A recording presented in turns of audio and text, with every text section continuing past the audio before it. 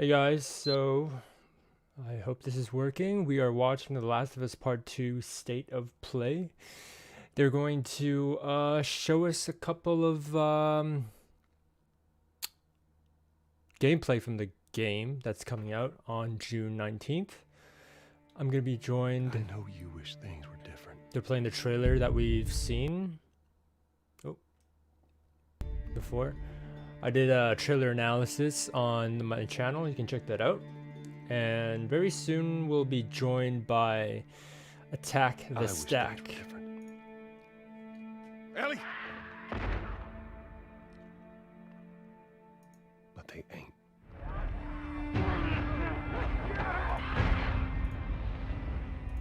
Please stop!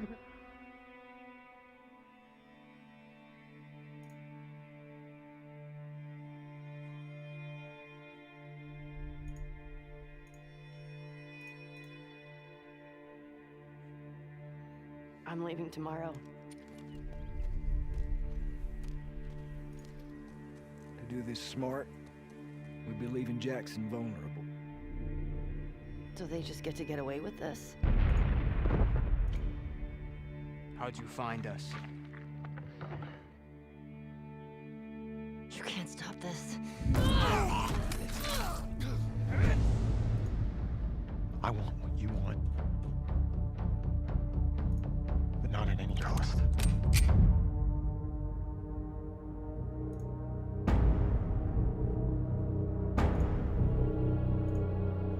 I really hope you make it.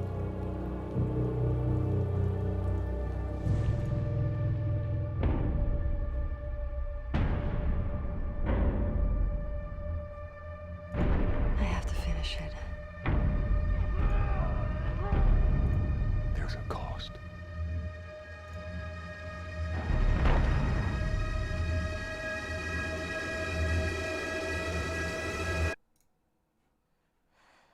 We could have killed you. Maybe you should have.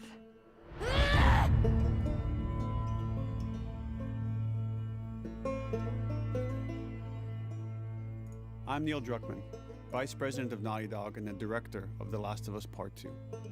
We're just a few weeks away from launch on June 19th, when the game will finally be in your hands. The wait has been long, and we're extremely grateful for your patience, especially now in the midst of these unprecedented and challenging times.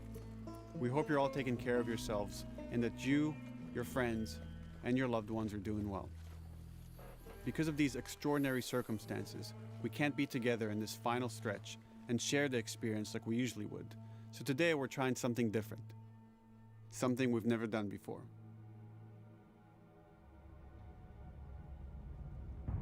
Over the next 20 minutes or so, we're going to give you an in-depth look into what awaits you in The Last of Us Part 2, including new details about the gameplay experience and story. And to cap it all off, we'll be showing a never-before-seen, lengthy gameplay sequence. You'll definitely want to stick around for that.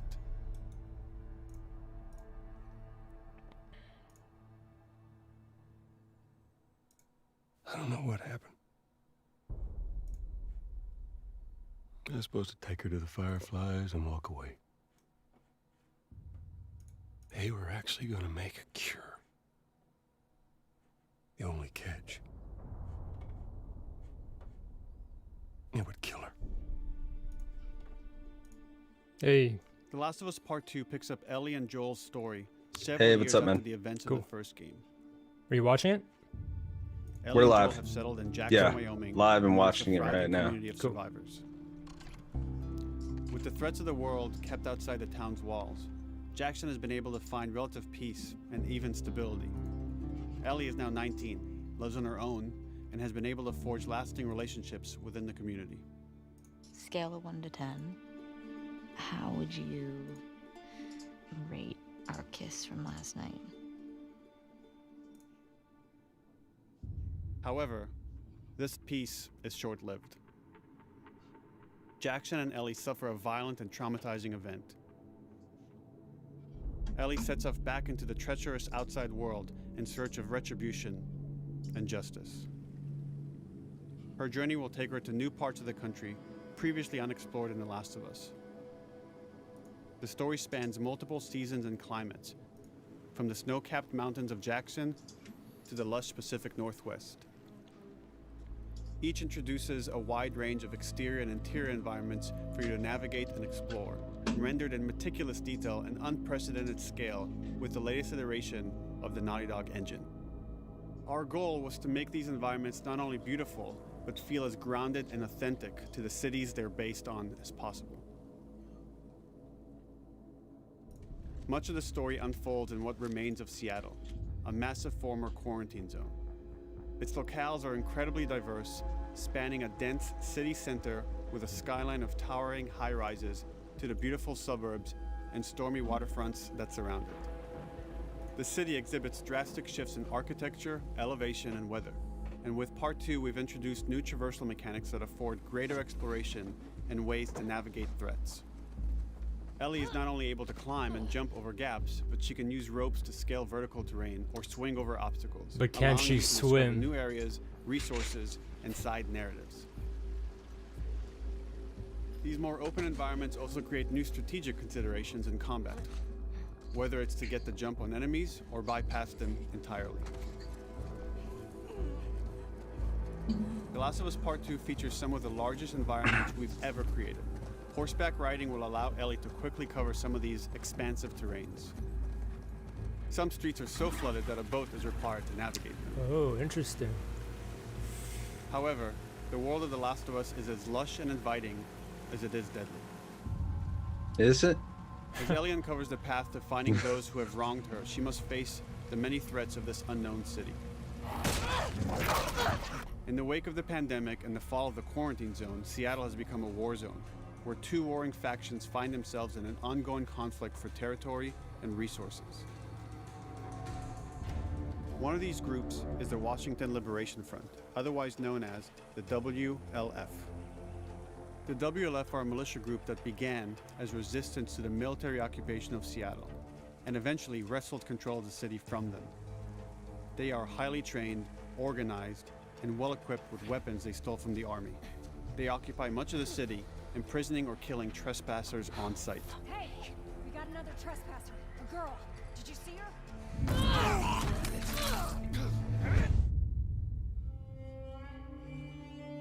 On the other side of this bloody conflict is a group of religious zealots called the Seraphites, or Scars, defined by the self-inflicted deep cuts that they bear across their faces.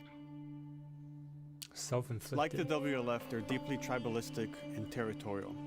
They're known for being stealthy, using overgrowth as cover, and they use more silent weapons like bows and arrows. Clip her wings.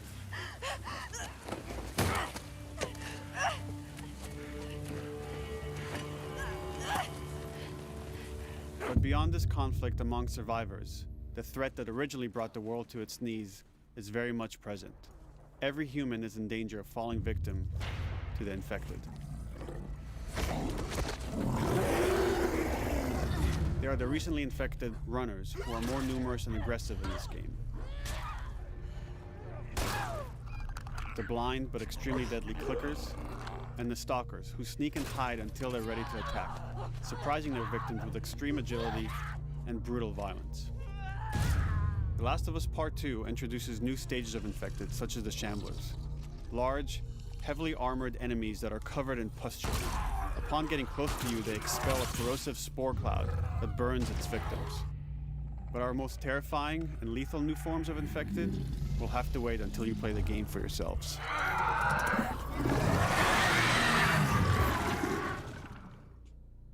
Overcoming these threats will require careful consideration of how you approach every combat encounter and how you leverage Ellie's unique skills, equipment, and the environment to your advantage.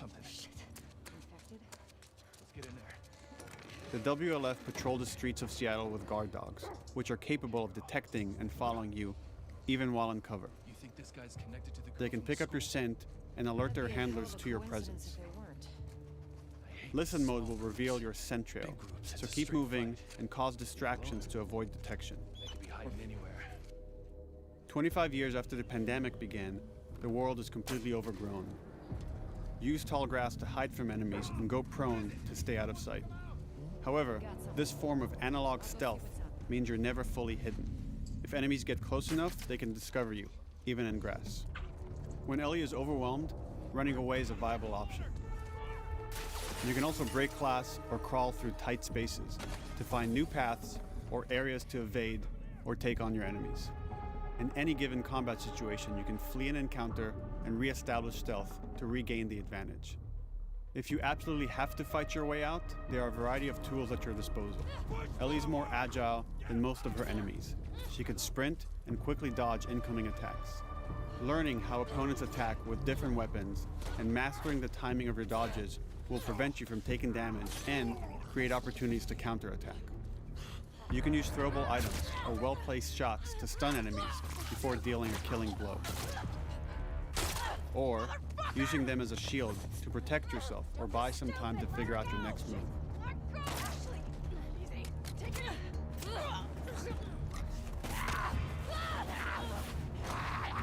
Ellie isn't always alone on her journey. Allies will take part in helping you navigate the environments, spot enemies, and meaningfully help you in combat encounters. Nice. Back off! Got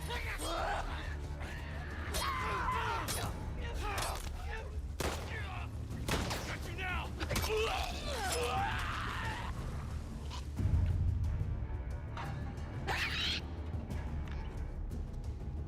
Between the human survivors and the roaming infected, there will be times where multiple threats are present, creating new strategic considerations and opportunities. You can choose whether to attack these opponents separately and directly, or find ways to pit them against each other. Flee as they fight, or wait until their numbers have thinned out Hey, what's and up, engage Karma? with whoever's left.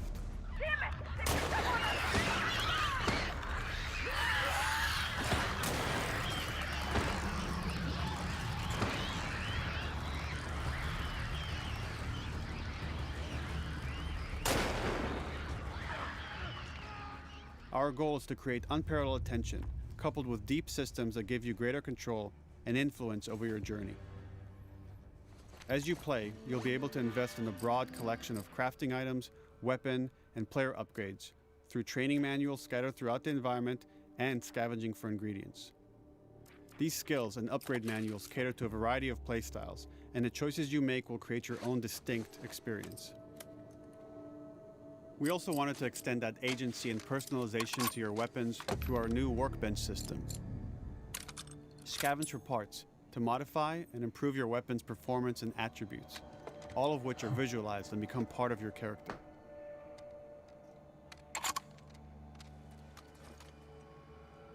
Nice.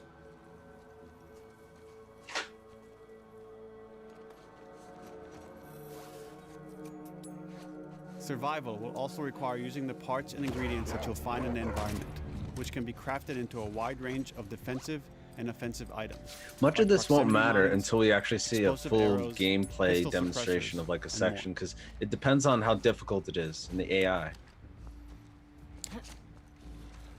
What are you, like upgrading the weapons, or what do you mean? Yeah, all these options.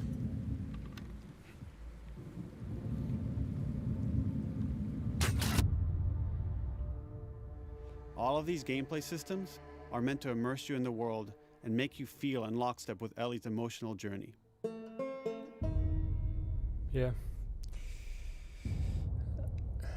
We can talk more later after. Yeah. As we've it's done. said before, this is Naughty Dog's largest, most ambitious game. It may seem like we covered a lot, but we've only scratched the surface of what it's like to play The Last of Us Part 2. We can't wait for you to experience it all for yourself on June 19th. Until then, here's an extended sequence of never-before-seen gameplay. Enjoy. Oh, here it is.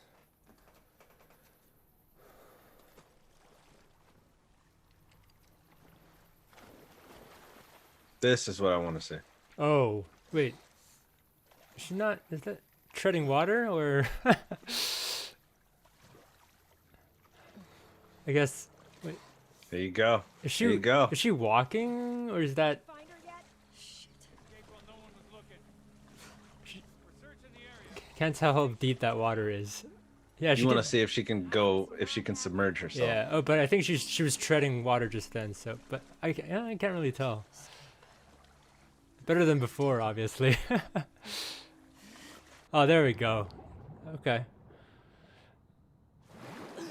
I thought they were gonna like not let us know until the game came out. You really care about the whole treading water and swimming thing? Well, I don't know. It's just always been like a talking point. Oh, like about her swimming. So it's just like highly anticipated.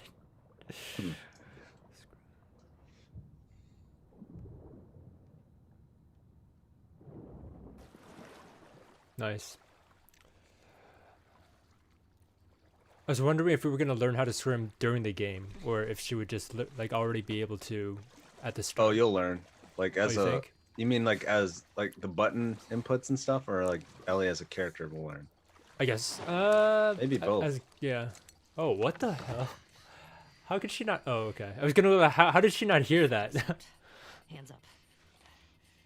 Hey, what's up, Barkin? She looks Asian. Yeah, she looks Asian. Where is she? In the hospital. We're in the hospital. Yeah, they're clearing out the upper floors. She's somewhere in there. Ooh, nice.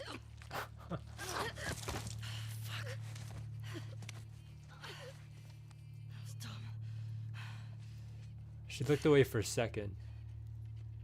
Like when she was thinking. Is that a PS Vita? That's a Vita.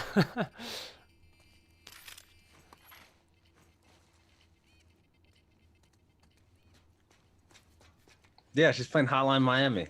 Oh, I mean, I know that song. I used to bump that song all the time. I got my girl waiting for him for Bob. You shitting me? They put you with Joe again? Upstairs. Hey, we get the job done. That's funny. PS. I'm telling you, man. Data soldier. It makes these shifts so much easier. Sure. Let's get silencer. Oh, silencer. We didn't get that before. Fuck. Sounds like scars are getting closer. Hope that's our guys executing those freaks. Hey, did you hear why we're all getting called up to the fog? See, I heard that Isaac wants us to retake all of in real life, even if you had a silencer, you would be able to hear that. Yeah. No way. Not after what went down last time. Like if this is supposed to be like a grounded game, it shouldn't. What I heard. It should be more realistic, I think. That's just my opinion. All right, calm down. You don't have any problems with how quickly she creates this stuff? That too. There's yeah. I mean, if we want to go into it, there's a lot we could nitpick. Yeah. The fact that this young woman's having her way with all these grown-ass men, these big guys. Come on. Sticky tape from that way.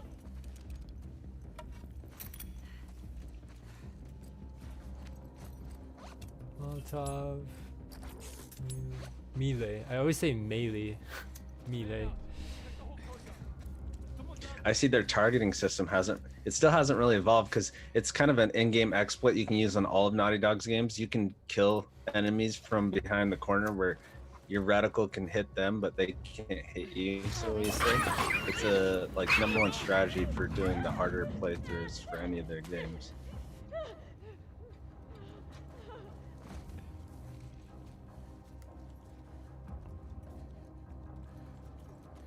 Yeah, it depends, Barkin.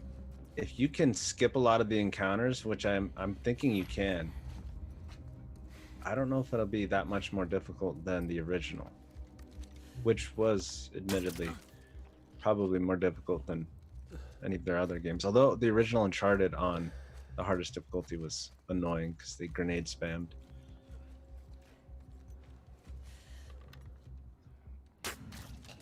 Just like that. Just like that.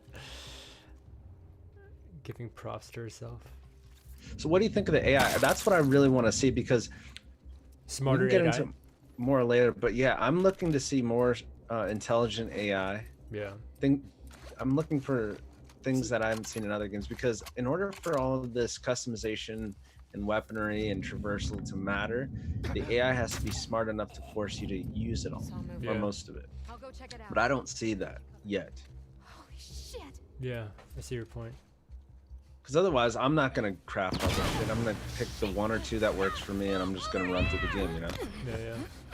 Fucker now, crook! Asshole!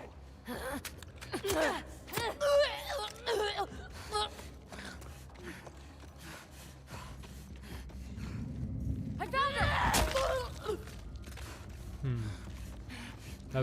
That was kind of easy. Auto aim. Well, whoever's playing this has probably played play it on hundreds easy? of hours already too. Yeah. Oh.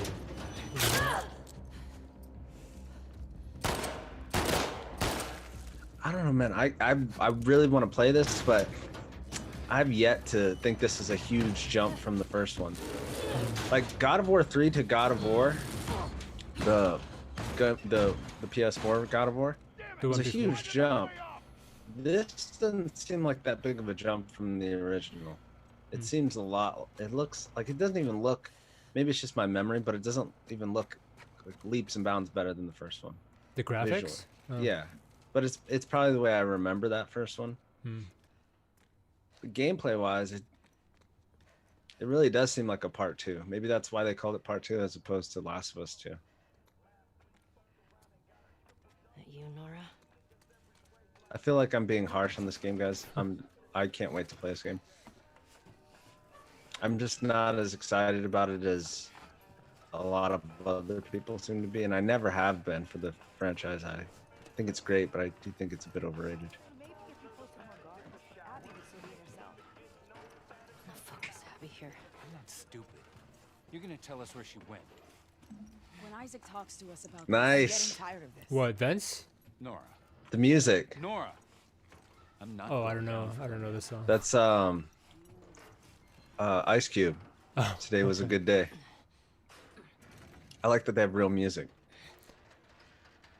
How do you not hear that?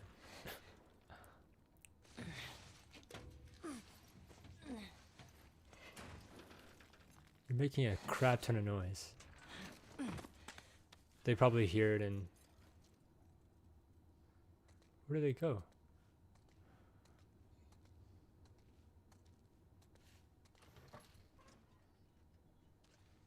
How do you not hear Don't us? scream. Okay. Take care, Barkin. Don't work too hard, man.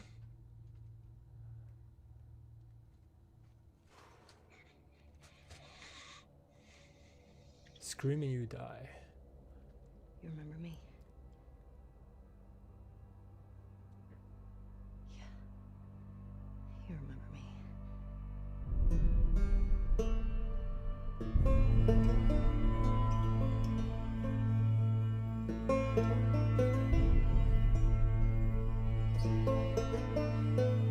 Is there gonna be more, or is that it? That's probably it.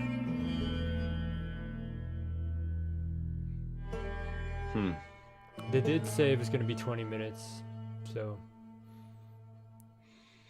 All right. Thoughts? I have a lot of thoughts. At the same time, not a lot of thoughts. Let me explain. I feel like this whole state of play was a last minute reaction or response to the Ghost of Tsushima. Let me blow us up here. To the Ghost of Tsushima state of play. I thought that state of play was really successful, produced a lot of hype, and showed us the first glimpses of real gameplay to that game. I thought that was more of an effective state of play.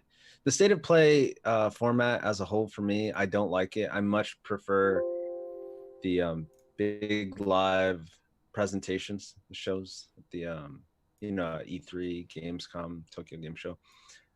So I'm not a fan of these anyways, but I thought last week's was pretty effective for Ghost of Tsushima. This one, it seems like it was just decided upon recently based on that, because much of what we saw or what was explained by Neil in this had already been explained in this week's Last of Us Part 2 making of documentary series that they're doing. Right? Did you see that? I've been saving it, so I haven't looked at them yet. But yeah, yeah. I He mean, covered much of that in the one that came out this week. So I don't know what the point of this was, other than to what like what was promote the game. this? What was this week's episode about? Gameplay. Okay, and it was just like crafting and stuff. It went into crafting. It went into the biggest new gameplay additions as far as traversal, which were her ability to go prone, right, and fire and equip, use items, use everything. I think while prone and while laying on the ground. What do you mean by prone? Laying on the ground. Oh, okay. Crawling around and laying on your back to fire things, guns, arrows, use items and stuff. It's like it seems like a small thing, but not a lot of games, especially third person games or even first person games for that matter, will allow you to do that. And those that do, how many of them let you use all the items at your disposal while prone and have animations accordingly? I think that's impressive. That single thing actually reflects what I think people should expect from this game, and that is not something new, something different, just a more distilled down experience, or a more honed experience, a more perfected experience. I think that's Naughty Dog, kind of, that's their MO. They don't really reinvent the wheel. They just do it better than everyone else. They just kind of perfect a certain type of gameplay, and third person shooting mechanics, third person kind of action adventure stories, that's like their thing. They do better than anyone in the industry. So something like going prone to them isn't like it is with other games. They think about it in a way more detailed way than anyone else is. And the other two things they talked about a lot in the recent episode of the docu-series was that the world's going to be much more vertical, that she can jump. Joel could not jump in the original. Ellie can jump in this game, and it's to reflect her agility. She's much more of an agile character than Joel, which leads into the third and final thing they really talked about in the docuseries, and that's her ability to dodge enemy attacks. So that reminds me a lot of the Arkham games. You know, Arkham did it, Spider-Man did it, other games have done it, the Shadow of Mordor series did it. Now Last of Us is doing it. I don't know how I feel about that, because then it kind of makes me wonder, is this going to be a much more melee focused game than the original? Or maybe I'm misremembering the original. Was the original a lot of melee combat? Yeah, you could use weapons, strangle. But did you, like, after the first few hours of the game, wasn't it mostly firearms? No, if you, depending on how you played, I guess. Yeah, if you stealth, then you strangle, and if a runner or something. But stealth wouldn't need dodging, right? No, it's, yeah, I guess. Yeah. So maybe this will be a much more action, like in your face type of system. I don't know. But those are the three things they talked about mostly. And, you know, I think most casual people look at that and probably be like, who cares? But those little things, they take a lot of work to implement into a game. And the way they do things, they're maniacal about it. I fully expect them to do things that other games have done, but for them to do it better than we've ever seen it. That's it, though. I don't expect anything revolutionary in that, unless you call that revolutionary. Call what revolutionary? Refinement of existing mechanics in games and stuff. Yeah. I mean, that's kind of what I expect too. I mean, just refinement. I mean, I guess I'm kind of holding out to see if anything surprises me, but I don't know. Like, as the filthy casual that I am, I'm just taking whatever they give me, right? So what did you think about the state of play today specifically? Well, to be honest, I was kind of distracted trying to like get things all right, so I was a little distracted. But well, I was too for like the first at least 5, maybe 10 minutes. Surprised it actually came together. Yeah, I mean, you were talking about how the upgrades and weapons only matter if like the AI is harder. I think Not harder, more intelligent. Like it doesn't need to be a punishing game. It just needs to make you want to explore all the new stuff. Yeah, to justify it, right? Yeah. Yeah, I mean, it looks like it might. I don't know. I can't tell. It looks like it might be a little harder than before. I mean, I appreciate that you can't just hide in the tall grass like in Uncharted 4. Like they'll be right in front of you, but like literally, and then can't see you. Yeah. And what do you think of the dogs being able to smell you? That mechanic, the whole. I love it. See, that is something new. As far as I play a lot of games, you know that I play a Yeah. shitload of games, and Yeah. I can't remember. I'm sure it's not the first time it's been done. I'd be shocked if it was, but I can't remember a game I've ever played that had that mechanic. So that's more of like the innovation thing. Like I would expect that to be in like every game going forward out there, because Naughty Dog does things and everyone else copies. We saw it with Uncharted 2. With what specifically? Action set pieces like Tomb Raider. Oh. What else? Resident Evil. You saw the influence in Resident Evil 6. You saw the influence in what was I playing recently that had a bunch of that in it. When you say I don't know, set pieces, do you mean like the environment moves, like the train, Uncharted 2? Yeah. Okay. Yeah. That was the game that did that, and then it was everywhere. It was in games that had no business doing it, like horror games. I forget what I was playing. Oh, Dead Space 3. That's right. Dead Space 3 is like, what?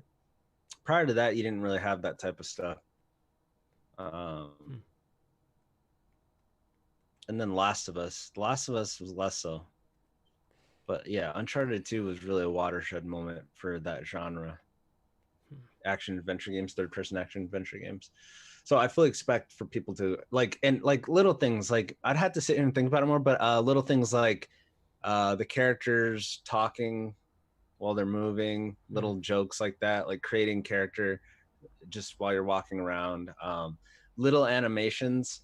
I forget specifics, but I know Nathan Drake, he'd do like little things while he's moving around. Yeah. That Like it didn't need to be that. Yeah. Stuff like that. That game really, there again, it may not have been the first, but it definitely popularized that. Like those things, that's what they're good at. They know that to create immersion, you don't just do it when the player is moving, like engaged in action shooting. Yeah. So yeah, you have to do it all the time. Yeah. Through little things, through voice work or through animations. But it's constant. And same with their world building. Yeah. So yeah. You still excited for it? Yeah, I mean it's your excitement hasn't dwindled with the leaks and everything, and you haven't seen any of the leaks, right? No, I haven't. So yeah, I noticed. Yeah, in the chat yesterday, Yakuza. I think Yakuza's username is Yakuza Goodfella, and then fella, the EL in fella is censored. I was like, I was like, oh, okay, Ellie, okay, get it. I didn't notice that. Yeah. I haven't noticed that. Yeah. So. Yeah, I mean. Yeah, I had to censor. We had someone come in the chat on YouTube a couple weeks ago during the podcast and attempted to spoil a whole bunch of stuff. Jeez. I looked over and I just saw names from the game and I knew what was going on already, and I honestly didn't read it, and I deleted everything. So I don't know, but I know Ellie, I'm not even gonna get into it here. I know certain names were mentioned, so I know that spoilers are out there. And yeah, I've been free. I mean, yeah, every Naughty or Neil Druckmann tweet, they removed the comments, so nobody can comment under their tweets. So yeah, I mean, with the smell thing, I mean, just going back to being nitpicky, like, well, okay, so I don't have a sense of smell, and I'm just looking at the lines, like how, like, oh, if you there's like a border, if you're within this border, they won't be able to smell you. But in real life, like, I don't know, would it make a difference if you just took a couple steps back, as opposed to like, oh, I walk a couple steps forward and then and then I'll be is that how that works? Or well, in real life, the types of dogs that are featured in the game, I believe they're canines. They're properly trained. there's no environment in the game I don't think that's gonna be big enough for them not. I think so. Realistically, the dog would always find you. Yeah, Always. yeah. Always. When I first saw that, I was Unless you like, got into the water. And I suspect that getting into the water would be will be a mechanic to escape the dogs. Get rid of your scent. Yeah. Okay. Yes. Cool. Yeah. Breaking the glass. That's new, I guess. What else? That's in everything. That's been going on for over a decade. Being able to break glass and hop through a window. That's not. Oh, really? Well, okay. No, it's in everything. Now, if you could get cut while going through the window by not breaking it enough, that would be something I'd expect them to do, because that's, again, their attention to detail. We'll see. Yeah. I know they already in the original did. If you step on the glass, it makes noise and the clickers can hear you and stuff like that. They've done that already, but a lot of games have done that. They in the you should really watch it, but in the docuseries, the second episode on gameplay that came out this week, they were talking about going prone, but because she can go prone and because she can jump, both of those have influenced the level design. So now there's a lot more in the environment that she can hide under. Yeah. But that doesn't save you. Like in a lot of games, hiding makes you immune to being found. But in this game, they'll still find you. They showed footage of Ellie getting, some of the enemies, and then it also talked about how the environments are much more vertical now. And you saw some of that in the state of play today, like how she's stalking enemies or doing reconnaissance from up above in the terrain or the buildings and stuff like that.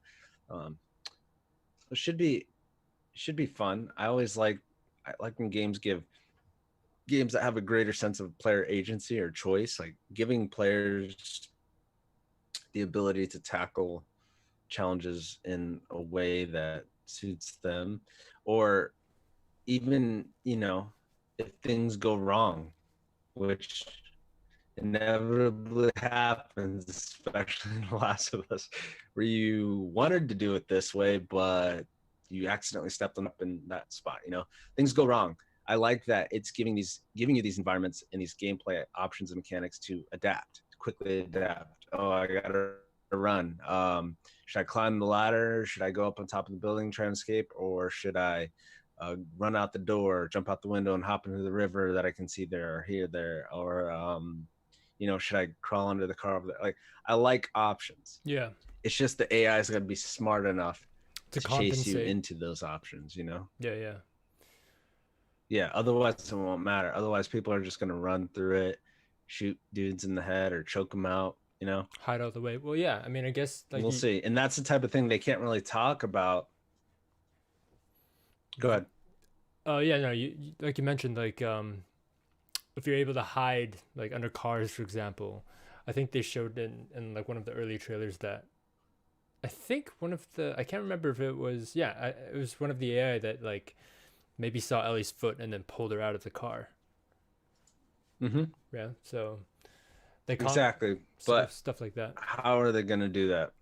Yeah, that stuff's cool, but how likely are they to do that or not? Because what we just saw, what we saw when we saw them do that in the trailer or in the state of play today, that was script. I mean, that was a edited shot. Like, I want to see that stuff actually happening during live gameplay. That's why I was so excited when they said they were going to show the extended gameplay section at the end. They showed it, but I'm not like sold on all these new features actually being meaningful, because I didn't see the AI act in a way that, that made me think, oh yeah, I won't be able to hide under there very easily to get away. And this will all be dependent on difficulty, of course. Yeah. And hopefully they'll talk about the difficulties, especially the higher difficulties closer to launch, because I know, unlike a lot of games, that's a big selling point. That's a big deal in The Last of Us, because they do some pretty radical things like getting rid of the UI and things like that, and forcing you to actually use audio visual to stay alive, more so than you do in the lower difficulties. I think that's really cool, and I think that's the best way to play the game. If you've got the cojones or the balls, if you got the guts to do it. That's the most, makes The Last of Us so good and so memorable, and it like elevates it, puts on stairs, because the tension goes through the roof. Then the survival horror aspect goes through the roof. The the weight of the deaths. That was something that Last of Us 2 did, or sorry, The Last of Us Part 1 did better than any game almost that I'd played up until that point. Was when you kill humans, they don't just go down, like what is it, ragdoll physics and drop items or something very gamey. They struggle. Yeah, They yeah. struggle to breathe, and they say stuff, and they fight, and they go down, and it's like it's impactful. It has a weight to it, each human life in that game, and that's something they wanted to do, and I think they accomplished it better than most games ever do. Forget where I was going with this point, but yeah. Oh, that it's heightened. Those things are heightened because each kill feels that much more impactful in those harder difficulties, especially if you can do it silently. What does UI mean? The user interface, like which weapon you have equipped, how many bullets, your health, and things like that. Like, all that goes away. Oh, I see. Okay. Yeah. Like the listening mode goes away. Yeah. I think there's no like gamey things. Yeah. Right. It's just what you see is what you get. Right. Yeah, your internet connection is pretty bad. I'm just saying. Like you slow down a little bit, so I yeah, it keeps telling me. Sorry? Oh, yeah, it keeps telling me. Oh, okay. Yeah, it keeps popping up. It keeps telling me. Okay. Yeah, it's funny. I actually didn't. I didn't think that they knew how to animate Asian people until I saw an Asian person in one of the trailers. When I saw it, I was like, "Oh, okay, there you go." Why wouldn't they know how to animate Asian people? I don't know. I guess I didn't see anyone in the first The Last of Us, and then I don't know. I just assumed, and then when I saw it in the part 2. How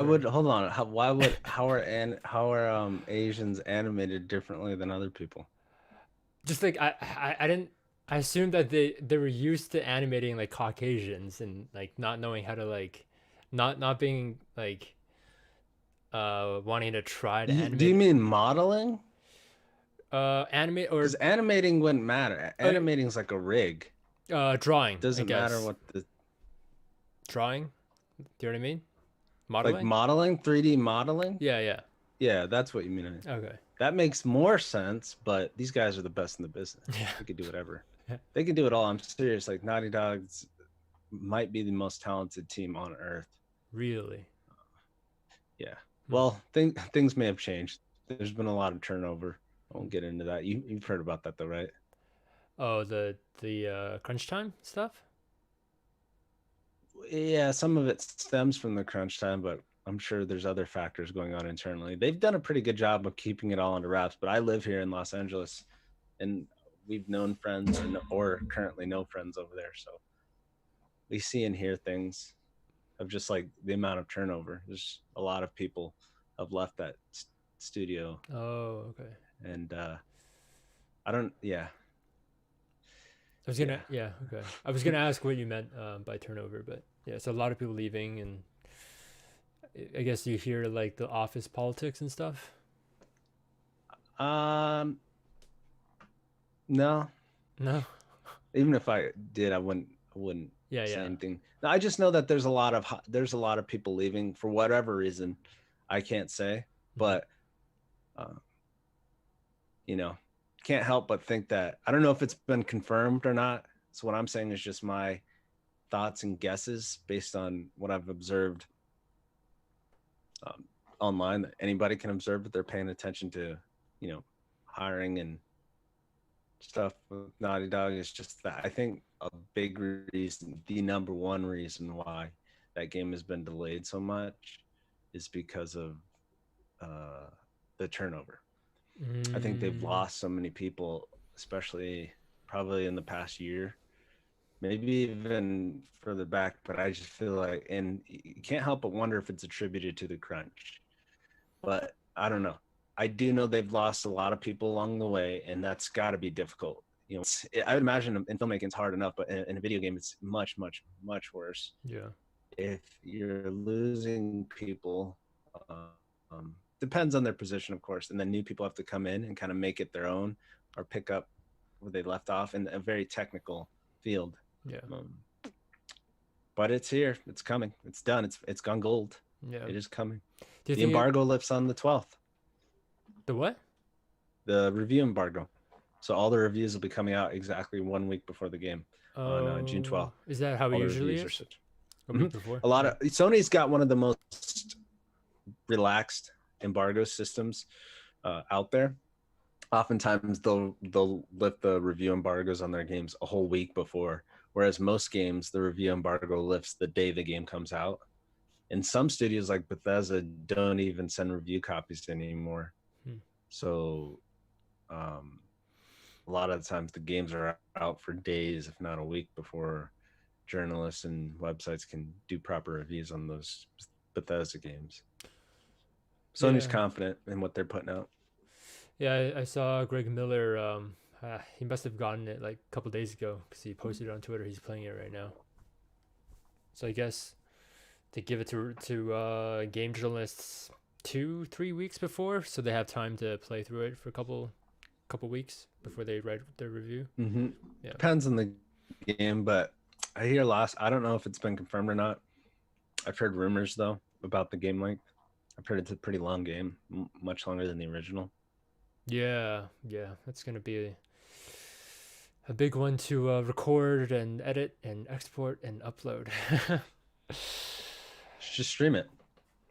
Yeah, I mean it takes some of the quality away, but yeah, I'll see what I do. I'll be streaming. I just finished playing my last episode of the game. Still need to edit it and export and upload, and then I'll be streaming the Left Behind DLC and finishing it off in one go. Have you played it before? Oh yeah, played it a couple times when I first got the game. Yeah. Have you finished it on the hardest difficulty? Oh yeah, original? Grounded. Yeah. Oh yeah, like over and over and over again. Really? Yeah. It's the only game. It's the only game that I really had for like 5 years. So so other than like a couple, Tekken, Batman. What else did I have? That's pretty much. Oh, Uncharted 4, Lost Legacy. Other than that, I barely touched Hellblade. Barely touched Death Stranding. Barely touched Mortal Kombat. So yeah.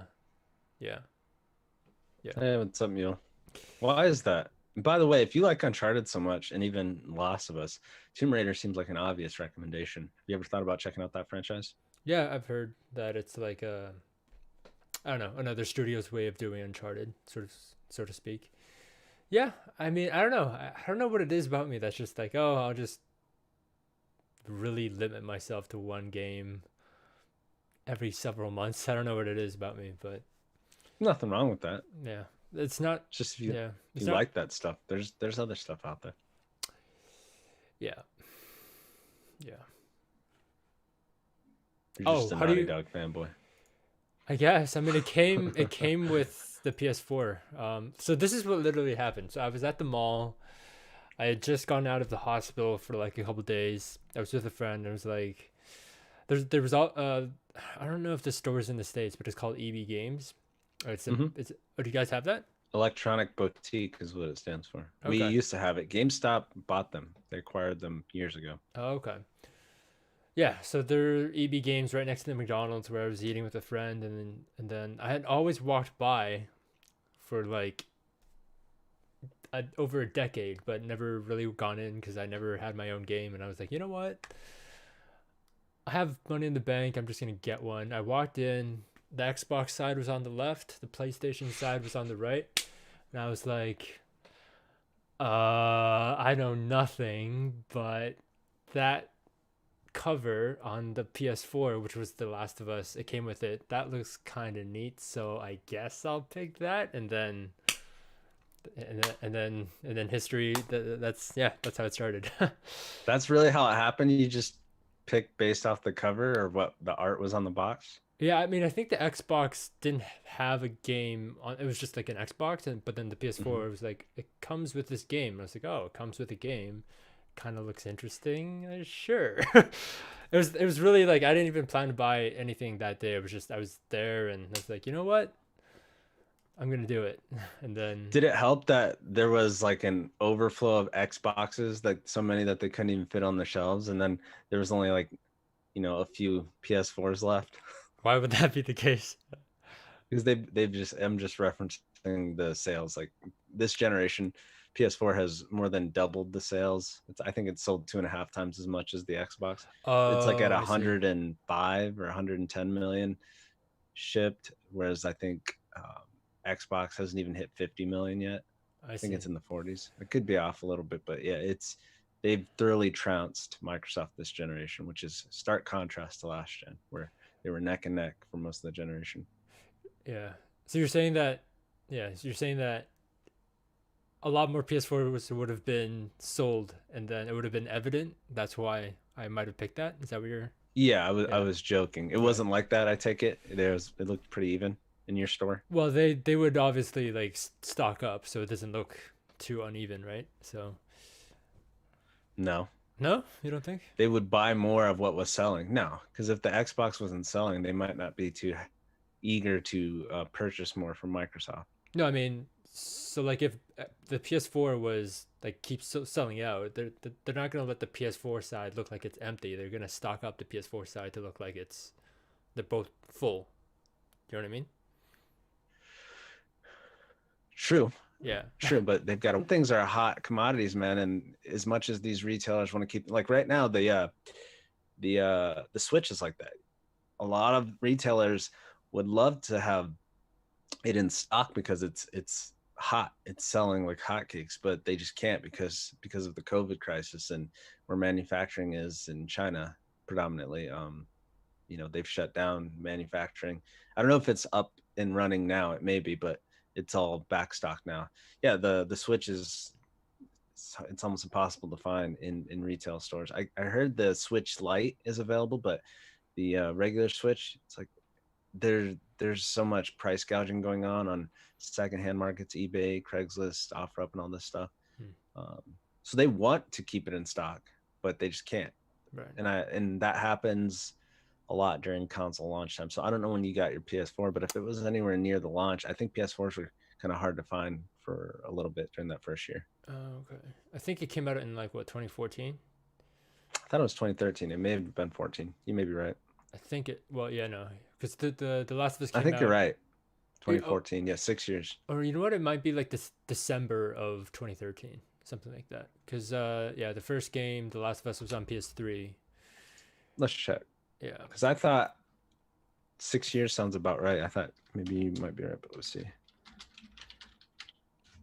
I got the PS4. Nope. Yeah, 2013, November 2013. So 7 years. Yeah. Yeah. So yeah, I got my PS4. I think it was like the March of 2015. So that's interesting. Because that means, for some reason, I thought this generation was shorter than last gen, because last gen was an extraordinarily long generation. And that was because it was the same as this one, turns out, which is surprising to me. But there was a reason then. There's not as apparent as the reason now, other than the fact that they did it last gen and they realized the benefits of it, both in better games being made, longer times for R&D for their next thing. Like creating a new console and selling it is not a profitable thing for the companies in the short term. So they would rather not do that as often. So I think that's why this was just as long as last gen, because they learned last gen that we could, economic reasons. The PS3 and 360 launched shortly before the financial crisis. And yeah, people, and at the price points, I mean, PS3 was $600 initially. Wow. Was not cheap. Did they lower it? Oh, eventually, yeah, they always get cheaper as the technology price comes down. But that was the reason why I felt like the cost of those consoles to R&D on those was very expensive, especially for Sony, and for them to recoup the R&D costs and actually make this thing profitable. I think that's the biggest reason why. Not only that, the cost of development would have gone up more had the tools not gotten more streamlined. So they needed time for the tech to get better to streamline development, because introducing a PS4 2 years earlier than it was introduced would have caused development costs to go up noticeably. And it's difficult to charge more for games because consumers don't want that. So they've had to do it in, tricky, sneaky other ways, DLC, microtransactions, collector's editions, etc. So yeah, there's a lot of reasons why it turned out that way last gen that made sense. This gen, though, I think it's just they like the 7-year. Because I should tell you, prior to the PS3, almost all console, Nintendo, Sony, and I guess Microsoft only had one up until then, but they were 5-year cycles, approximately 5 years. So now it seems we've had 2 7-year cycles back to back. That might be the new norm. Actually, I don't even know if there's going to be a PS6. I know they said that about the PS5 10 years ago, but now more than ever, I mean, it doesn't make sense with streaming as the future. It doesn't make a whole lot of sense to be selling boxes, especially when you sell them at a loss initially. If your games can be played on PCs, TVs, tablets, and phones without a piece of hardware, then, and if you make most of your money via software sales, which they do, it doesn't make a lot of sense to be R&Ding a box to sell, especially at a loss. So there may not be a PS6. Maybe there will be. Maybe not. We'll see. Interesting. Do you know Game when, streaming will kill boxes, though. do you know when the next Xbox is coming out? This fall. Same time. Yes, it's always the Head same to time, head. eh? Did they purposely do that? No. No. It usually is the same time. And yes, they do purposely do it because there's advantages to being first to market that each side wants and each side doesn't want to give up alternatively. So PS3 launched a year after the 360, and that's a big reason why the 360 led most of the generation. At the end of the generation, the PS3 actually did pass the 360 as the second best-selling console of last gen, following the Wii, which of course destroyed both of them because of the big casual audience that it was able to garner. Right. But yeah, so PS3 struggled because it got out of the gates longer, because it was a more sophisticated piece of technology. Sony was made damn sure not to make that same mistake this gen, and they didn't. I forget which one actually launched first, but I think it was within a month or something insignificant like that. For the PS4? Whether it was the Xbox One or the PS4, I don't remember. Yeah, one of them obviously has to launch first by weeks or days, or maybe a month or 2, but I don't remember which one it was this gen. What do you mean has to? Well, I guess they don't have to, but I don't know that any consoles have ever launched on the same day. Yeah. I don't know, maybe. But I don't think so. Yeah, especially of the big ones, Nintendo. That's not a good idea for either company either, because it's just like with a movie or a game, you're going to lose some amount of sales if you do that. Right. Whereas if you just waited a pay period, like 2 weeks, some people will buy both. They can't buy them both at the same time. Right. And those first week and those first month sales matter as far as, well, in advertising, like you can't have the headline as the fastest selling console if some of your console sales are eaten up by the competitor because you launched on the same day. You know, they're trying to get all those accolades. It matters. So I don't think they would ever do that, and I'm not sure that they ever have done that on the same day. But I don't know. What do you think about them not including the multiplayer at launch? Do you think they're gonna add one, like a DLC sort of thing, like, or do you think we're gonna have to buy it? Holy shit, you're lagging like crazy. I don't know if you didn't hear me or if you're just fucking slow. You're frozen right now.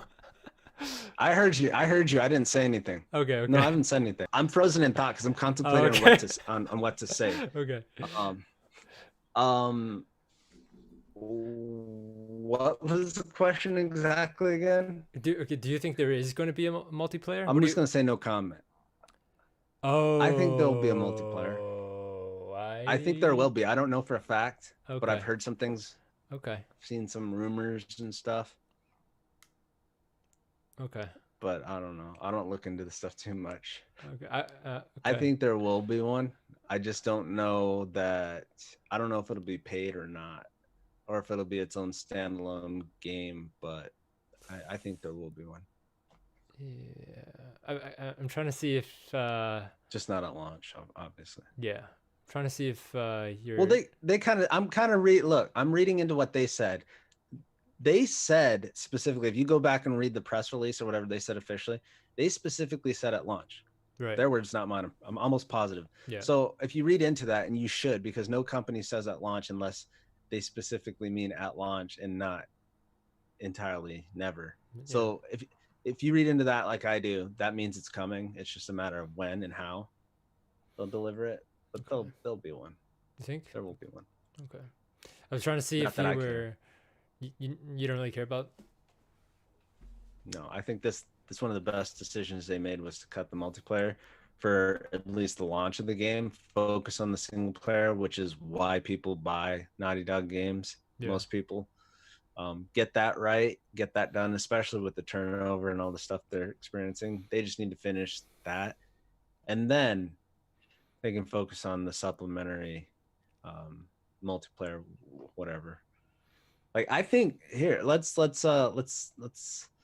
wouldn't it be cool if it was a battle royale? I think a Last of Us battle royale could be really fun. What does that mean? But again? I wonder if Remind it'd me. be too many people. It's like Fortnite, right? Or where like there's 100 players or a large amount of Oh. players. Usually it's 100, and every man for himself in this big kind Arena. of wide open map. Hmm. Last man standing.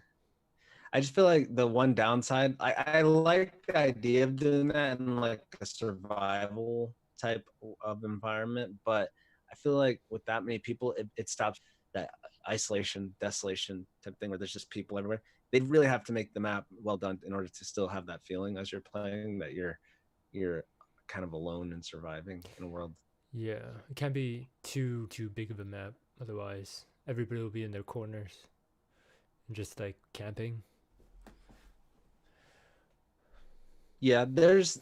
Have you played Apex? You probably haven't played Apex Legends. I think Fortnite does it too. I've played Fortnite like once. I can't remember, but I know Apex, which is the one I played the most, and isn't much, admittedly. But the map shrinks as the player count reduces, so it Okay. forces players within the smaller, more confined space to keep the action going. Yeah. So they could do something like that, but then it gets weird. Like, well, in Last of Us, that game, it wouldn't make sense to have some arbitrary thing Yeah. forcing players in, I was unless actually. it was something with nature.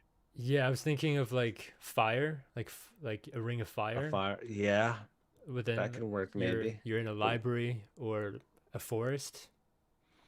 that could work. That could be really cool too. Like, that's something Naughty Dog, I could see them doing something where there's these action set pieces within multiplayer. I think they did that in Uncharted 4 or 3, right? That was their whole. In the multiplayer? Yeah, didn't they do something like that where they added some of the set pieces to the multiplayer? Oh, I'm yeah. almost positive. Yeah, set pieces. Yeah, not a shrinking arena, but yeah, set pieces. It could be a set piece though, right? Like if a fire's burning a building down, or it'd have to Yeah. be more than just a building to support Yeah. 100 players. They could do it on a smaller. I just don't know that that's Last of Us. That seems more Uncharted than Last of Us. Yeah, I don't know. Yeah, I see a fire being like fitting that tone because it was in the trailer. There's a burning forest. Oh, I did not catch that. Yeah. Another example could be like, I was thinking water, like being surrounded by water, and then if you leave, you'll drown, sort of thing. But I would have to try to wrap my mind around how that would work, how that would look like. It'd have to be like a flood Yeah, or flood. rising waters in like an island or something. Yeah. I don't know. I honestly don't care enough to think Yeah. to think about it. I hated I didn't hate it. It was well done, Yeah. but the fact that you had to do that to get the 100%, get the platinum trophy. Oh, really? Did you pissed platinum me The off. Last of Us? Never did. I Yeah. finished the campaign, the multiplayer campaign in the original PS3 release. I finished it once. You need to do it twice on both sides, both factions. I Yep. never did, so I'm locked out of that plat because now the servers are down. I've thought about going back and trying to get it on the remaster. I just don't enjoy online multiplayer. But I heard there's some kind of exploits you can do to speed it up. Like I guess if you quit a match, if you start a match and then quit a match and you just do that, you can bypass each week until the what is it when you have to like the ones where if you fail it you die and you have to restart? What are those called? It's like a certain week comes and you have to pick a challenge, and if you don't do it then you die or something. Yeah. You know what I'm talking about? I think so. Basically, those yeah. are the ones you have to do. Those are the only ones you have to do. You can skip all the other ones. Yeah. So it drastically reduces the time. Are you saying that you can't play the Last of Us online on PS3 anymore? Correct. Really? They shut the servers down late last year, I think it was. Huh. Interesting. Yeah, seems weird, right? For a game that has a sequel coming out within, a year or 6 months at the time, I don't know. That seemed like a strange thing to do. I would have waited till after part 2 comes out, because it seems to me there would have been some spike in players. Yeah. Just from the sequel coming out. Yeah. Does it like cost resources to keep them up? Oh yeah. Okay. Yeah. Yeah. Yeah. Okay. Yeah. I mean, when you talk about I don't know, like exploits like that, like getting in a game, getting out, just to whatever the trophy is. You just have to complete the online campaign with each faction. It's like the Fireflies and what's the other one? Hunters, I think. The Hunters, yeah. You just have to get all the way through it. I forget how many weeks it is. Yeah. With each one, it's the same though. I don't see the point in doing that. It's like, what do you get out of doing that? But I'm not a trophy. You get the trophy. It's just I get you. It's like, well, why even play the game? Well, that's the thing. People don't want that. I don't want multiplayer in my Last of Us. I don't care. That's why I'm really happy that they excluded it from the base game. I think it'll come, but it's not going to be something you have to play to get the platinum this time around. And I think a lot of trophy hunters, a lot of single player gamers like myself, are ecstatic about that. Oh yeah. Yeah. Other than that, I mean, yeah, I would appreciate a smarter AI. I'm just looking like, I remember in the first game, while I just finished playing it, the strangle, you just walk up behind someone and you press square, and then you basically succeed in strangling just by pressing square. Whereas like, obviously, I don't know, it'd be better to like kind of struggle with it, like maybe that means just like button mashing, but even doing that, it gives you the feeling of like you're, as opposed to just pressing square once, you know what I mean? Stuff like that. That would be.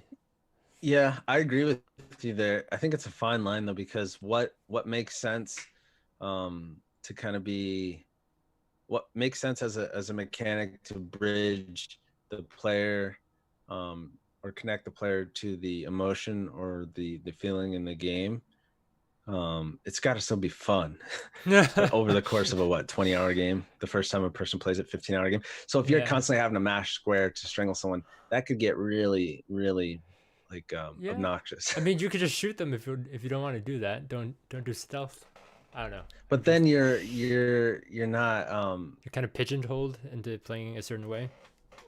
Yeah, in a sense. I'm with you though. I get it. It's I'm not saying one way is right or not, but I'm sure these are things they think about. I'm sure it's crossed their mind to do something like that, but they thought that the what they would gain would be not worth what they would lose. Yeah, maybe. Yeah. Right. I don't know though, but it's a good point. It seems easy to kill mechanically to strangle, and maybe it should be maybe if they did something a little bit more maybe obtuse, or I don't know, for lack of a better word, where if your health wasn't fully if you weren't fully healed, you would struggle more, and maybe it's like a dice roll thing. Yeah, that makes sense. Yeah, but that could be really annoying too, because then you're introducing RNG, and I hate RNG. What's that? Random number generator. Like depending on your health, you'll have a 83% chance if you're at full health or whatever, but a 63% chance for every 10% health. Like then it's like it's all random. Does Yeah. you know what I'm saying? Unless it was Yeah. static, you can make it a static fixed number where if you're not fully healed, but then you'd have people. I don't know. It can't be fixed. I don't know. It could be because I don't know. Yeah, it gets complicated. I'm introducing all this complication into something, and the game's already complicated enough for them. I don't know. People thought the first one was the best game ever, so if I'm them, I'm sitting there like, yeah, fuck it. We just need to get this thing done. Like let's just go. Let's just make it look prettier, and we'll sell 10 million copies. Yeah. How do you have any thoughts, or do you already know about like the plot? Oh, yeah. I mean, okay. So I heard that the leaks were leaks of like an earlier draft of the game, that the final what we're gonna get is not gonna be exactly what the leaks were. Or do you think the leaks are completely accurate? I don't know that that's what they said. I don't know anything about the leaks, and I don't know what the story is. I do know people that do know what the story is, and that's it. But I don't know anything. If I wanted to find out what the story is, maybe these people would tell me, but I would never do that. Wait, did you never do that? Did you see the leaks? Oh no. Oh, you didn't? Oh, I thought you. No, oh. I don't want to. I want to experience this like anyone else. I don't want it spoiled by leaks, whether they're true or not. I don't want to know anything about them, and I don't want to ask my friends who worked on it or anyone about if they're real or not, or what the story. I just want to play the game like I'm supposed to. Me too. And have my own thoughts and opinions. Yeah, that's just something that I heard. So I thought that you knew, because that's how I assumed. I assumed that's how you knew what words to censor on your Twitch stream, but I guess you just thought about some keywords.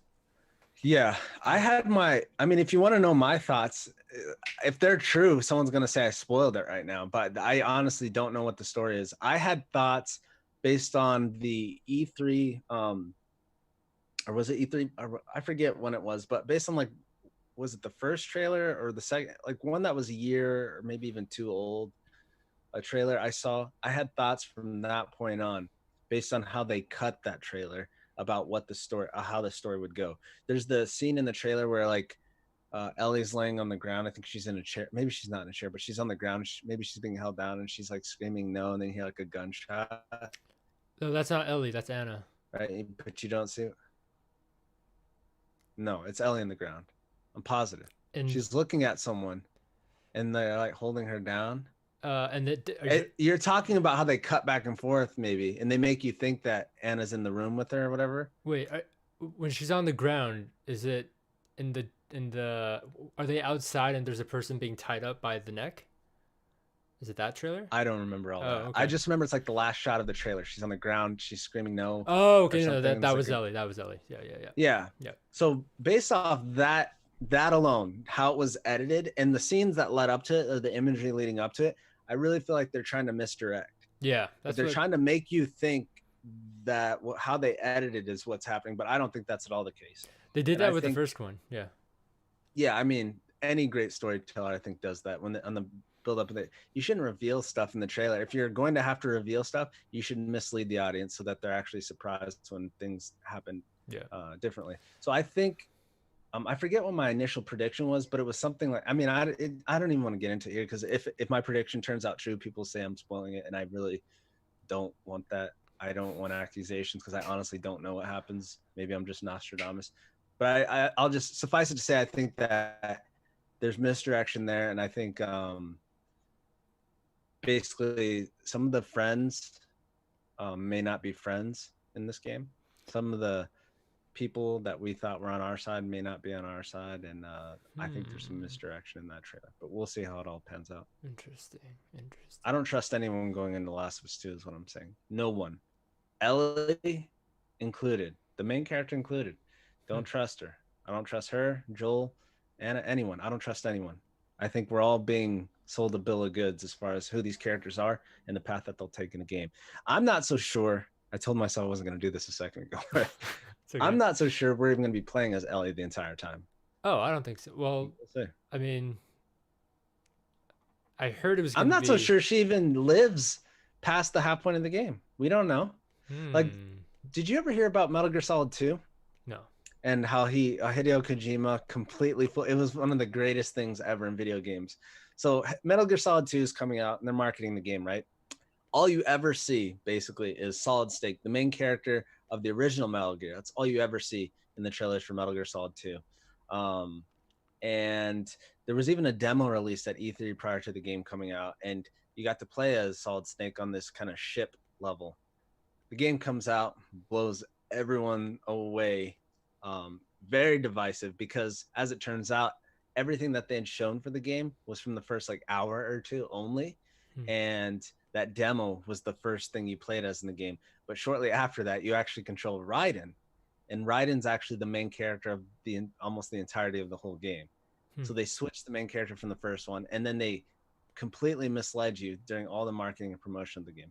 I'm not so sure that's not what's going on here. I don't think so, but I'm just saying I don't trust Neil.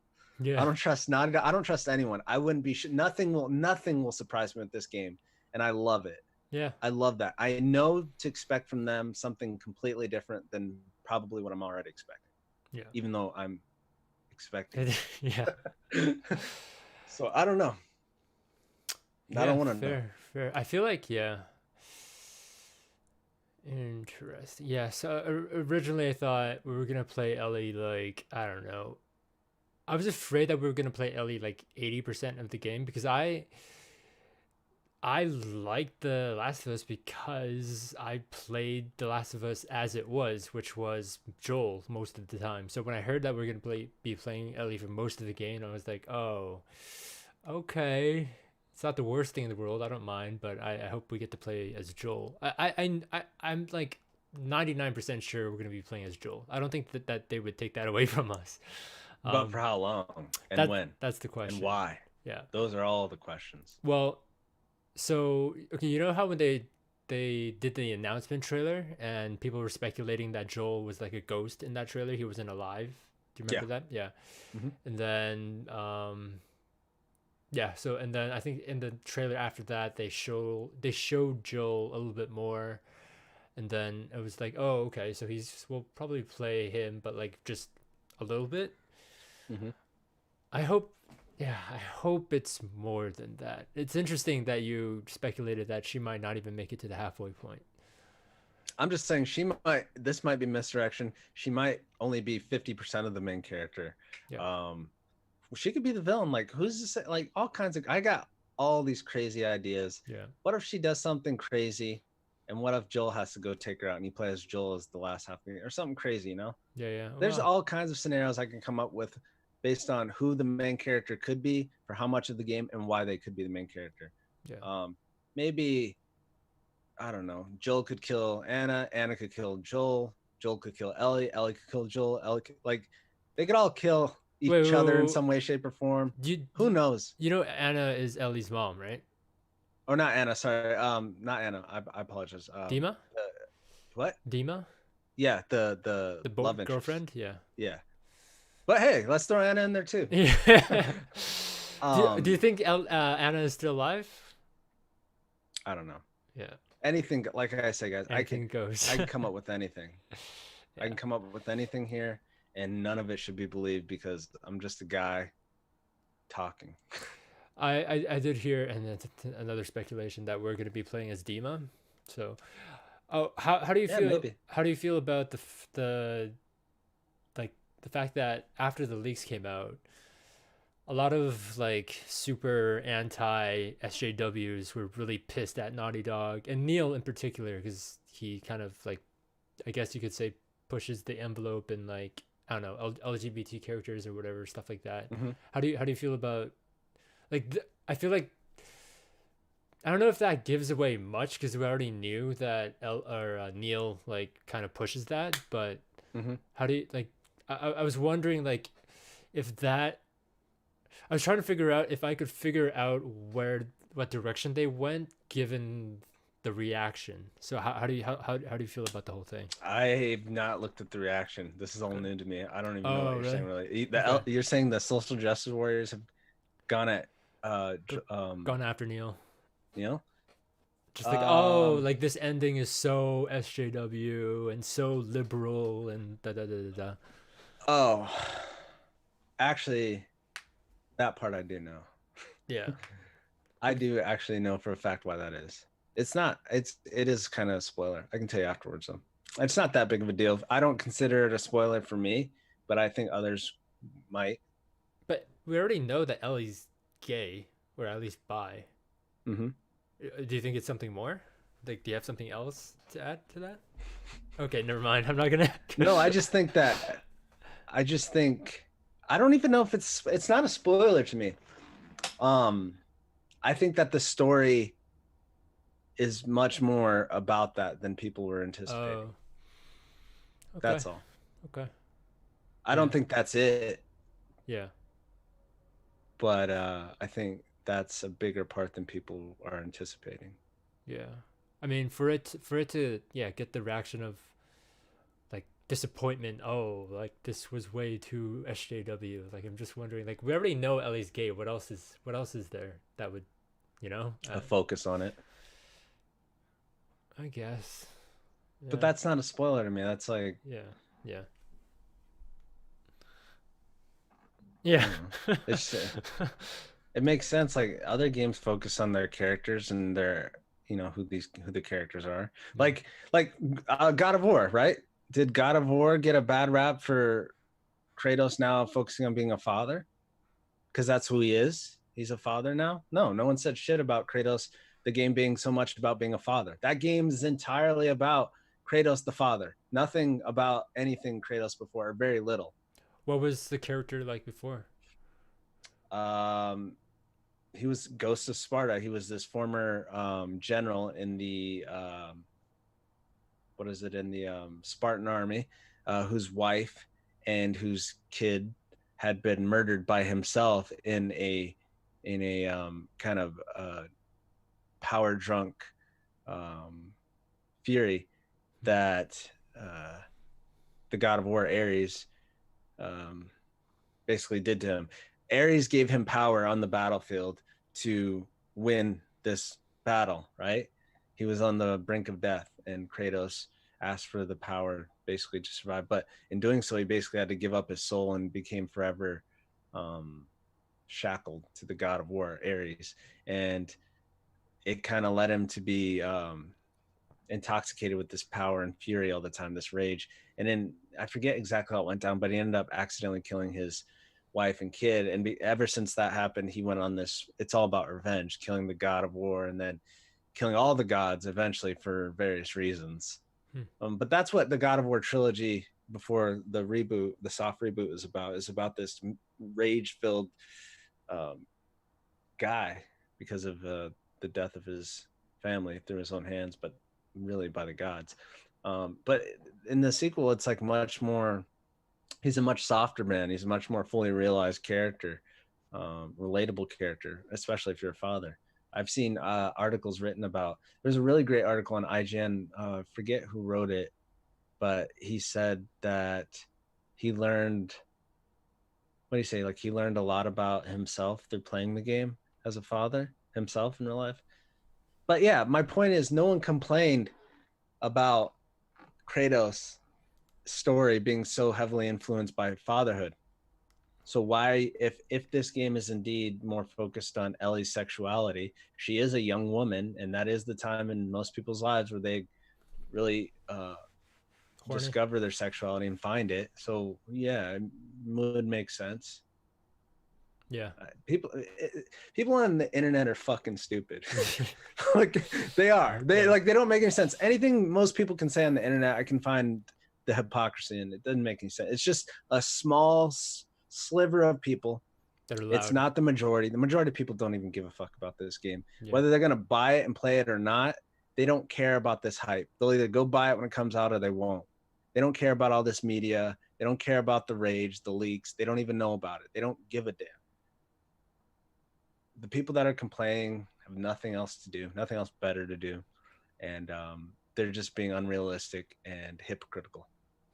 Yeah, I think because somebody almost spoiled it for me. I don't think he's even. I don't even know if he has a PS4, but he's on the internet and yeah, and so he read this the leaks, and then he was like, "Yo, did you see the Last of Us 2 leak?" He was about to say it, and I was like, "Stop!" And then and he was like, "Oh, okay," but then. Yeah, he was like, "Oh, it's so like SJW," and but like I guess he's probably not gonna buy it. So yeah, I think you're right. Like the people that are gonna buy it, they're not really caring. The people that are, well, yeah, Most people who buy these games don't follow this stuff. yeah, They just see it on TV and they're like, "Oh, that looks cool," yeah, or they were fans of the first one. And then they'll go to the store one day and they'll see it and they'll be, "Oh yeah, I like the first one." Most people don't follow this stuff on the internet. They don't go to IGN or GameSpot. They don't follow State of Play and this shit. They don't do it. They'll just buy the game when it comes out because they'll see an ad for it during their latest sports game, and they'll be, "Oh, I'm gonna go grab that," or a friend that's home at work or something, yeah. I guess it's the people that are more, yeah, yeah, yeah. And then the people spoiling it, you're right. Most of those people have no intentions of buying it anyways. Yeah. They're Xbox owners, PC owners, and they just want to get in there and see because they're not going to play it, and they're never going to have a chance to play it if they don't own a PS4 right now. So, and then like there's a whole segment of people on the planet, and they find themselves on the internet. These people that just want power. They want power to affect you or influence you. So you just gotta like understand that. Don't let them. Yeah. Just look the other way. Yeah, it's making me wonder, like, if there are actually people that were thinking about getting the game that won't now. Sure, there are. Yeah. But again, I think it's the minority. Fair. Yeah, I mean, it doesn't affect me at all. So. And I think a lot of those people come around once Eventually. the game starts getting 10s on June 12th from a bunch of review sites. People are impulsive. I'm impulsive too. We're emotional creatures, humans. And so we want to do what everyone else is doing right now, especially in the game space. When a new game comes out, a high profile game like that, even if you weren't going to, I've seen it when I'm streaming on Twitch. I've seen some people like me streaming a new game and them enjoying it causes them to go out and buy it because they don't want to be left out. They kind of want to experience that too, like now, especially with that stimulus money going around on this extra 600 a week unemployment from the government. Some people have a little extra spending money. So yeah, I think it'll sell well. I think it'll review well. And I think this will all be a blip on the or a drop in the pond or a blip on the what? Blip on the radar. Whatever. Radar, thank you. It won't matter. Come game of the year, end of the year, it'll be in the conversation. Years from now, it'll still be, I would imagine. Whether it's as good as the original or not, that remains to be seen, but I'm sure it'll be one of this generation's best. Just because you're not Naughty Dog. You don't make that many high quality games and then just completely fall off. I don't think so. When you say this generation, you mean PS4, right? Yeah. I think Naughty Dog they've still got it. It might not be as good as the original, but it's hard to top the original with anything. How many sequels do you know that were better than the original? Not many. There's some, but not many. Can you think? Terminator 2 is the first one that comes to mind. Uncharted, some people think that... Uncharted 2 as well, definitely. Uncharted 2 is definitely better than the original. There's stuff out there. Arkham City. Some say Aliens is better than Alien, but I wouldn't. Some would say that too. I would, but I know have you played the some Arkham people games? like Arkham Asylum better. Have you played the Arkham games? Mm-hmm. I played all of them other than Origin. Oh. Yeah, all of them but Origin. Origin was made by a different studio. Yeah. It was good. Well, the third one to come out. Yeah. It looks good. I imagine if I did play it, it'd be better than Arkham Knight. Yeah, I mean, Arkham Knight just had better graphics. Origins, I feel like, it was kind of underrated. I played. I think I can't remember if it was Arkham City or Arkham Asylum, but I played Arkham City on live. Do you remember what that is? Yeah. Yeah. So and they went like bankrupt, so I don't like my $50 is just gone. I mean, it was from high school, so whatever. But yeah, it was a cool thing. Like you just have their app. For back in high school, that was pretty new. Like you didn't need to have any storage space to store the game. You just have an internet connection. You play it over the cloud. Yeah, and I played the entire game over the cloud, so it worked totally fine. You hear that, people? Yeah. It was what, 10 years ago, or how many years ago? Yeah, it was Maybe like not 10, but close. close. It was like 2011. 2011. Sounds about right. 2010, 2011. Yeah, so 10 years. Yeah, it was working fine then. I used on live too. I didn't beat any games. I played a few. I remember playing Deus Ex. Was it Mankind Divided? The first one, whatever the first one of the reboot was. Yeah, I played some games there. Worked fine. They're all gone now. I mean, it's kind of sad because it worked so well. I could have just like with Not as well as Stadia works. oh yeah, okay, I haven't. Well, Stadia is far superior technologically. Yeah. Far superior. They're streaming games at much higher resolutions. They're streaming them much quicker. Yeah, Stadia is, as far as streaming tech alone for games, I think Stadia is the best. I don't think it's the best service. I would give that to, well, it depends on how you define service. They've all got their unique strengths. PlayStation Now has the greatest library with over 800 games. Stadia has the best streaming tech. And Game Pass.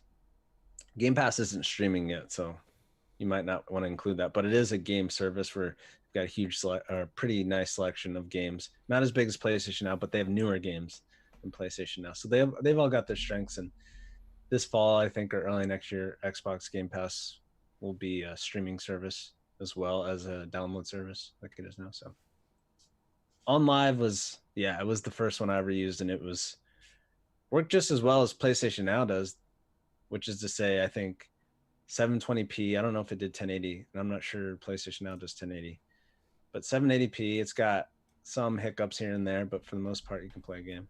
Been doing that recently. Do you still Remember have Gaikai? No, what's that? Gaikai was a competitor to On Live that got acquired by Sony, and that's what eventually became PlayStation Now. Oh, Yeah. wait. PlayStation Now is Plus. Okay. Or no, I got it. What? Huh? But they don't have anything to do with each other. Who?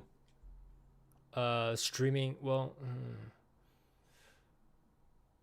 Oh. Wait. So when you play a game on PlayStation Now, you don't actually download them?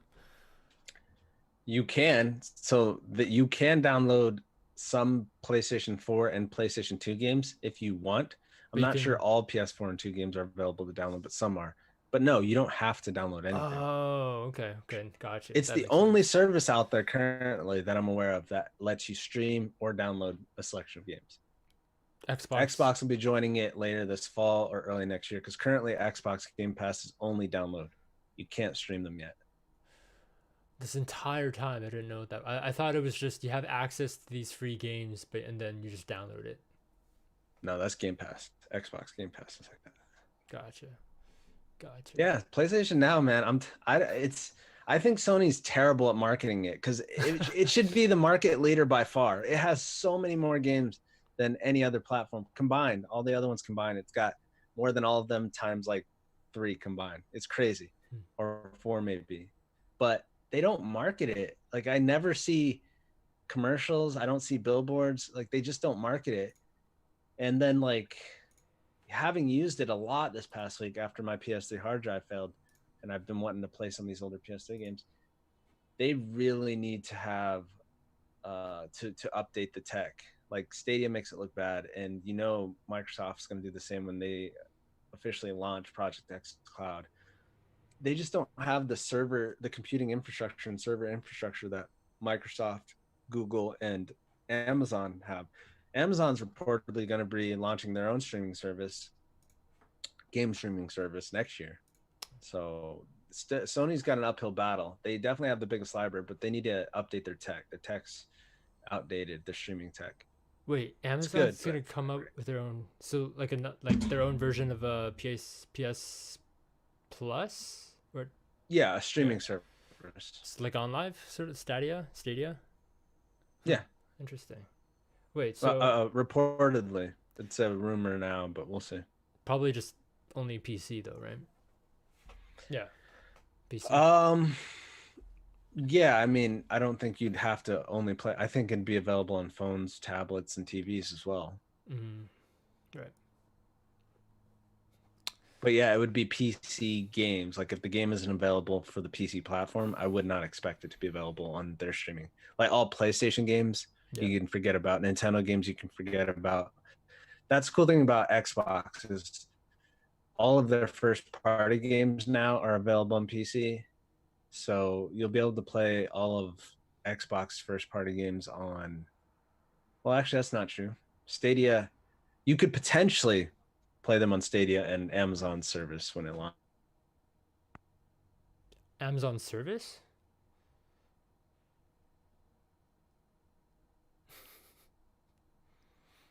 Ruh-roh. Nope, you're muted. Oh, there you go. Test. Yeah. Yeah, I disconnected myself accidentally. Yeah, Amazon's game streaming service.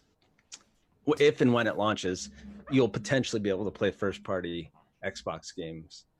But I say potentially just because they'll be available on the PC platform, which is what Stadia and this potential Amazon game streaming service will source from. But I highly doubt Microsoft's going to let those games be. Well, I don't know. They're opening up more and more to more platforms, so maybe they'll let them be available on those platforms. But if they're going to have their own game streaming platform with Project X Cloud, they might keep those exclusive to their own. We'll see. Man, they're entering every single industry. Amazon, like, just getting their toes in everything. It's not just Amazon. I think specifically it's tech.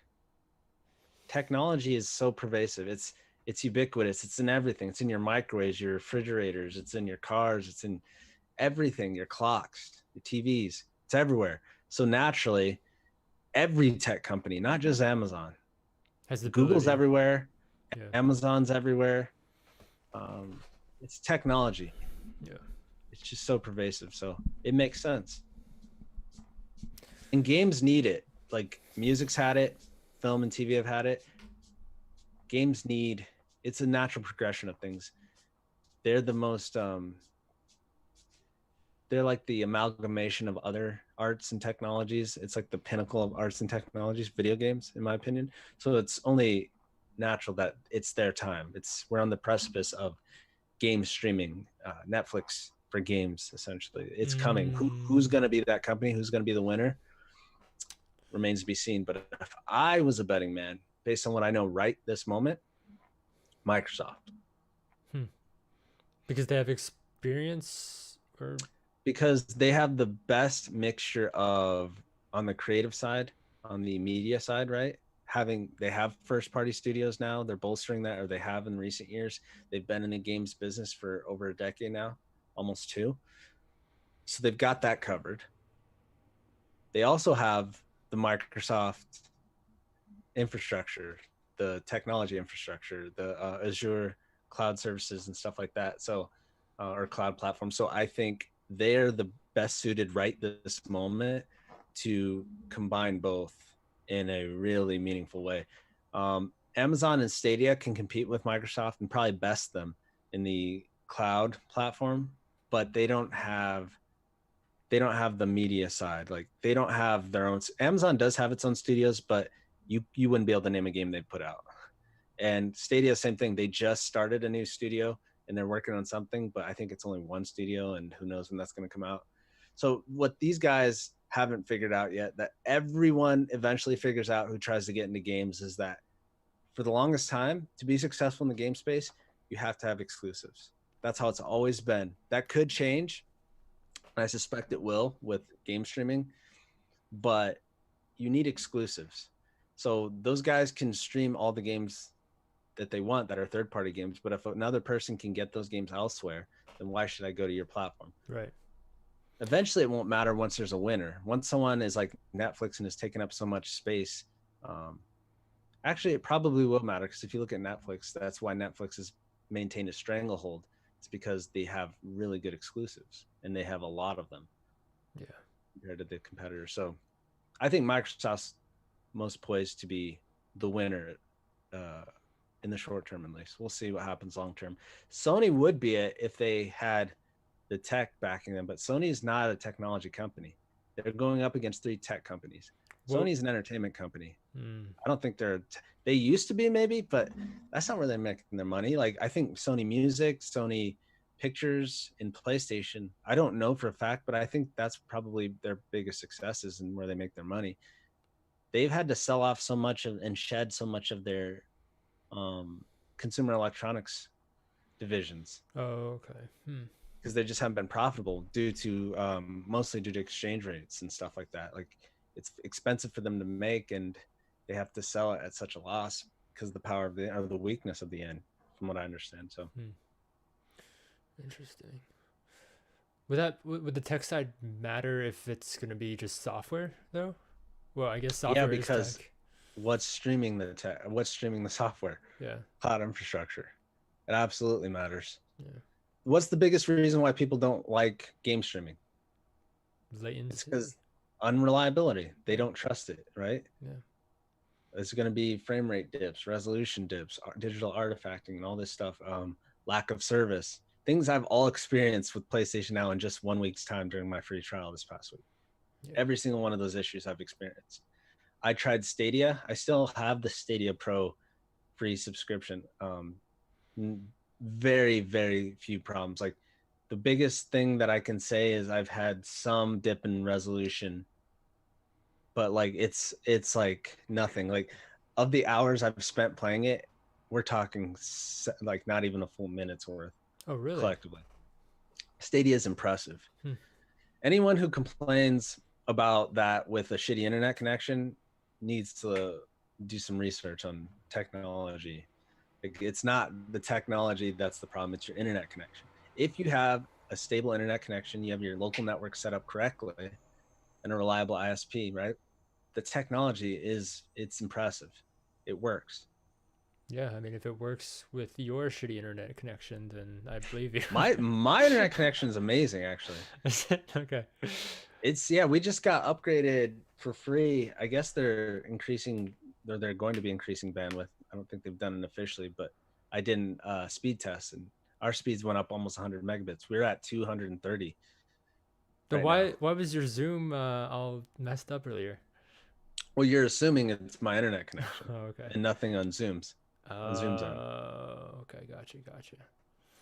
So and while I was doing that, I noticed I was also I think I had a few tabs open that were that I was receiving the live stream of my live stream, because I like to have those up just in case I need to go in and get rid of someone or something.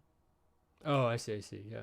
So I accidentally had a couple up while that was happening. I've gotten that under control, and it seems a bit more stable. But yeah, it's not always just because someone has lag, it doesn't mean it's on their end.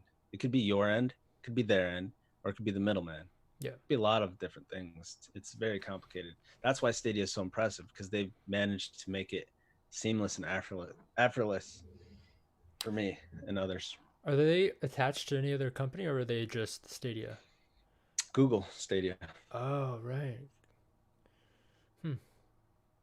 Maybe they really didn't shy away from using revenue or resources to make sure they get it right. Yeah. So in the future, you think it'll be like, I don't know, like $10 a month to stream? Do you think it'll be like you'll have access to all of our games, sort of thing? Well, when? Like, it depends on the time frame. No, definitely no one's ever going to have access to all the games because of a multitude of reasons. Licensing, probably first and foremost, but also because some games are exclusive to some platforms. Unless there was deals signed, which could be the case. I could see, Nintendo's already kind of doing it with some of their IPs on mobiles, phones. You see that already. Microsoft's definitely doing it. As I said, all of their first party games are now also on the PC platform.